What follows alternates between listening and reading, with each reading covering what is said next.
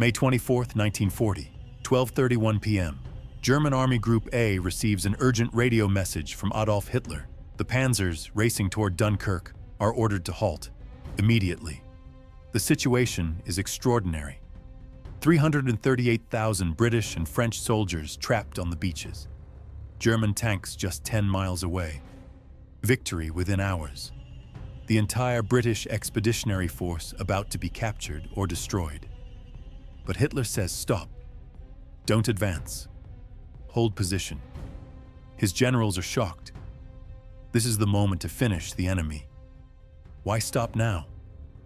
48 hours later, 338,000 soldiers escape across the English Channel. Britain survives. The war continues for 5 more years. This is the story of Hitler's halt order, not the heroic evacuation, but the fatal decision that made it possible.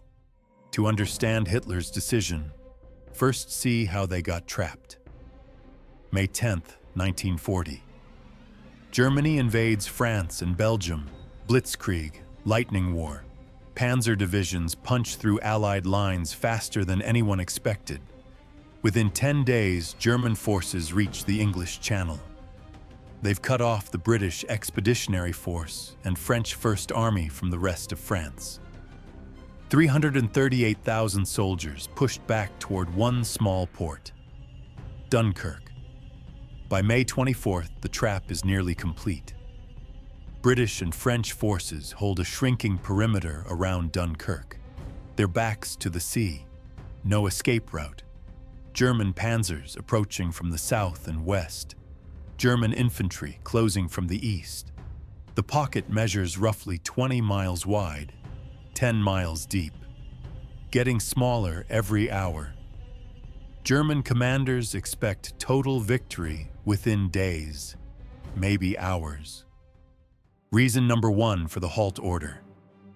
Hermann Göring makes a promise. Göring commands the Luftwaffe. He's Hitler's most trusted deputy, his second in command, and he wants glory. When Hitler considers how to finish the trapped forces at Dunkirk, Göring intervenes. Mein Führer, leave this to the Luftwaffe. My planes will destroy them from the air. No need to risk your precious panzers. Hitler likes this idea. Save the tanks. Let the Air Force finish them. Göring has never failed him before. Well, actually, that's not quite true. But Hitler has short memory. Sound familiar? This is exactly what will happen at Stalingrad 2 years later. Göring promises air power can solve everything.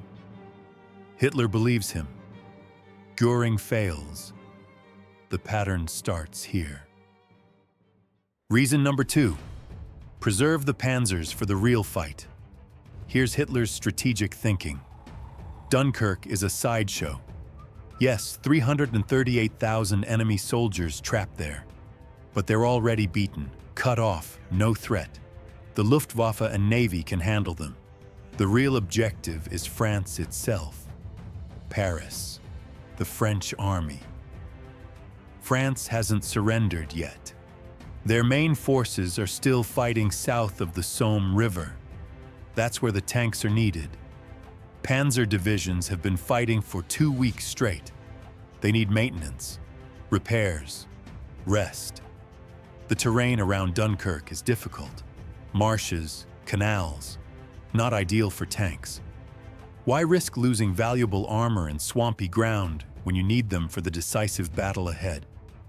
Logical military thinking. But it assumes the Luftwaffe can actually stop 338,000 men from escaping. Big assumption. Reason number 3. Hitler still wants a deal with Britain. This sounds strange. Germany is winning. Why negotiate? But Hitler never wanted war with Britain. He admires the British Empire. He wants them as allies against the Soviet Union, not enemies. In May 1940, Britain's war cabinet is divided. Winston Churchill wants to fight on. But Foreign Secretary Lord Halifax leads a faction favoring negotiations. Secret diplomatic channels remain open. Hitler calculates that completely destroying the British army might make peace impossible. Too humiliating. No room for negotiation. But if he lets them escape with a face-saving evacuation, maybe Britain will come to terms. Preserve the possibility of a deal. Don't force them into a corner. Let them retreat with some dignity intact. Strategic restraint or catastrophic miscalculation. Reason number 4, pure overconfidence. By May 24th, Hitler believes the battle is already won. The British are surrounded, backs to the sea. No way out. It's just a matter of time before they surrender or get destroyed. Why rush? Why risk tank losses? The Luftwaffe controls the skies. The Kriegsmarine controls the sea. German infantry is closing in from the east. The pocket gets smaller every hour. From Hitler's perspective, there's no urgency. These soldiers aren't going anywhere. They can't fight their way out. They can't swim to England. Göring's planes will bomb them. The Navy will sink any ships that try to rescue them. Victory is inevitable. So why not be patient? Save the tanks for France. Classic hubris. May 24, 12:31 p.m. The halt order goes out. German panzers stop 10 miles from Dunkirk. They wait for 48 hours, just 2 days. Doesn't sound like much, but those 48 hours change everything. The moment British commanders realize the German advance has stopped, they act. Admiral Bertram Ramsay gets authorization for Operation Dynamo, the evacuation plan. Every available ship and boat in southern England mobilized. Royal Navy commits destroyers. The RAF prepares fighter cover. May 26th evening, Hitler lifts the halt order. The panzers can advance again, but it's too late. The window has opened. In those 48 hours, Britain transformed a hopeless situation into a possible escape. The race is on. Can 338,000 soldiers evacuate before German forces close the trap? The halt order gave them a fighting chance. May 26, 1940. Operation Dynamo officially begins. The goal seems impossible. Evacuate 338,000 soldiers across 40 kilometers of open water under constant German attack in just days. Admiral Ramsay organizes everything available: Royal Navy destroyers, passenger ferries, fishing boats, private yachts, any vessel that can cross the channel. Over 800 ships and boats mobilized, many crewed by civilian volunteers. The plan is simple: shuttle runs, England to Dunkirk, load soldiers, back to England, repeat, constantly, day and night. The shallow beaches mean large ships can't get close. Smaller boats ferry men from shore to deep water where destroyers wait. The RAF provides air cover. Spitfires and Hurricanes battle German bombers. This won't work if the Luftwaffe controls the skies. The evacuation begins. The clock is ticking. How many can escape before the Germans close in? May 27 to June 4th. The Luftwaffe attacks. Göring promised they would destroy the trapped forces, stop the evacuation, sink the ships. But reality proves different. Weather doesn't cooperate. Clouds, fog, rain. Poor visibility for bombing. RAF Spitfires contest every raid. German bombers take heavy losses. British troops set oil tanks on fire, creating massive smoke screens. Bombers can't see their targets. Most importantly, there are too many ships. 800+ vessels. The Luftwaffe sinks some. 6 destroyers lost. 200+ smaller craft. But they can't stop the evacuation. Too many targets, not enough planes.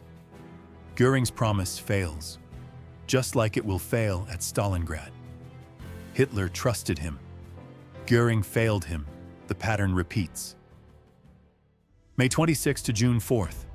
9 days of desperate evacuation. Against all odds, Operation Dynamo succeeds. Day 1. 7,000 evacuated. Slow start. System not working well yet. Day 3. 68,000. Ships finding rhythm. Small boats crucial for beach pickups. Day 6. 200,000. More than half saved. Can they get everyone? June 4th. Final day. Last ships leave Dunkirk beaches. German forces enter the city. But it's empty. The British are gone. Final count. 338,000 soldiers evacuated. British, French, Belgian forces. The entire British Expeditionary Force saved. They left their equipment behind. Tanks, artillery, vehicles, all abandoned. But the men survived. Britain still has an army. The war continues, all because Hitler halted his panzers for 48 hours. The what-if question. What if Hitler hadn't halted? What if the panzers kept advancing on May 24? Realistically, they would have reached Dunkirk within days. 338,000 soldiers trapped with their backs to the sea, no evacuation possible. Largest prisoner capture in British history. Britain left with almost no trained army to defend the home islands. Would invasion have succeeded? Maybe. Would Churchill have fallen from power? Possibly. Would Britain have negotiated peace? We'll never know. What we do know, those 338,000 evacuated soldiers became the core of Britain's rebuilt army. They fought in North Africa. They invaded Italy. They landed at Normandy. Without them, D-Day might never have happened. Hitler's halt order changed the entire war. 2 decisions, 2 catastrophic mistakes, same leader. Dunkirk, May 1940. Hitler halts when he should advance. 338,000 enemy soldiers escape. Britain survives to fight another day. The war continues. Stalingrad, November 1942. Hitler forbids retreat when he should withdraw.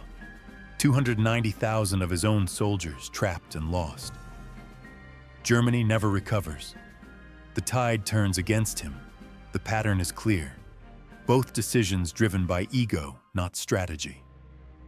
Dunkirk, overconfidence and Göring's promises. Stalingrad, pride and refusal to admit mistakes. In both cases, Hitler ignored military reality, trusted the wrong people, made emotional choices over rational ones. Dunkirk let his enemies escape. Stalingrad destroyed his own army.